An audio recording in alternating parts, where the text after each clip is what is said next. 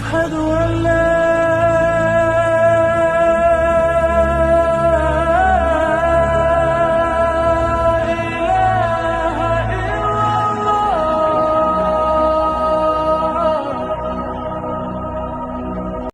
ایک بات میں آپ کو بتاؤں، سکسیس کس کو کہتے ہیں؟ کامیابی.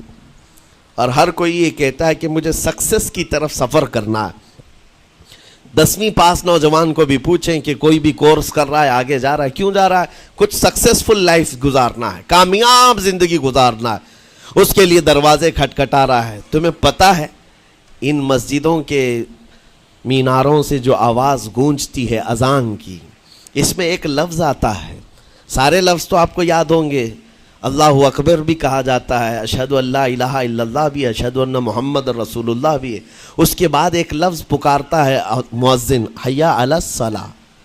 حی علی الصلاۃ کا مطلب ہوتا ہے آؤ نماز کی طرف، آؤ نماز کی طرف. اس کے بعد ایک اور لفظ پکارتا ہے حی علی الفلاح، جس کا معنی معلوم ہے آپ کو؟ مؤذن یہ کہتا ہے آؤ کامیابی کی طرف، آؤ کامیابی کی طرف. ٹوٹل یہ دن میں 10 بار مؤذن پکارتا ہے.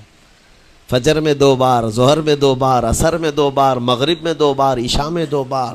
کتنی مرتبہ پکارا؟ 10 بار پکارا تمہیں، آؤ کامیابی کی طرف.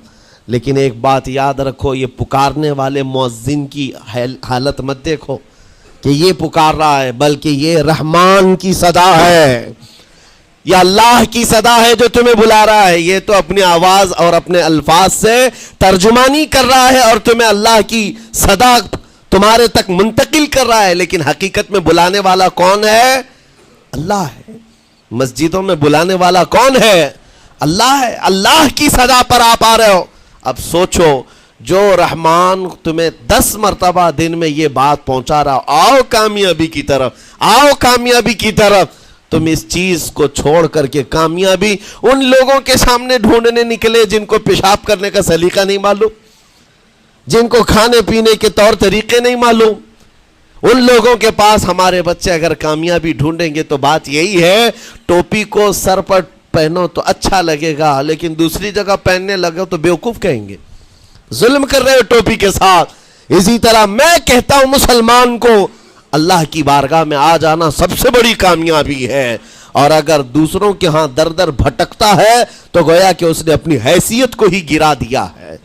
اسی لیے اقبال نے کیا کہا تھا، بہت اچھی بات، کہ وہ ایک سجدہ جسے تو گراں سمجھتا ہے. گراں کا مطلب کیا؟ بھاری. ایک سجدہ کرنے میں تو بھاری پن محسوس کرتا ہے. وہ ایک سجدہ جسے تو گراں سمجھتا ہے، ارے 1000 سجدوں سے دیتا ہے آدمی کو نجات. در در جھکنے سے تو تمہیں بچا لیتا ہے. اس کے سامنے بھی جھکا، نیتا کے سامنے بھی جھکا، سیٹ کے سامنے بھی جھکا، پولیس کے سامنے بھی جھکا، جج کے سامنے بھی جھکا، سب کے سامنے جھک رہا ہے. ایک سجدہ یہاں کر لے، مولا ہر سجدے سے تجھے آزاد کرتے. یہاں جھکنے والا پھر کہیں اور نہیں جھکتا. ہاں اسی لیے شاعر نے کہا ہے، مرد حق باطل کے آگے مات کھا سکتا نہیں، سر کٹا سکتا ہے لیکن سر جھکا سکتا نہیں. یہ ہماری تاریخ ہے جو آپ کے سامنے ہے. آپ کو پراؤڈ فیل ہونا چاہیے کہ رب تعالیٰ نے مجھے کون سی بڑی نعمت عطا کی. اتنی عظیم نعمت ہے.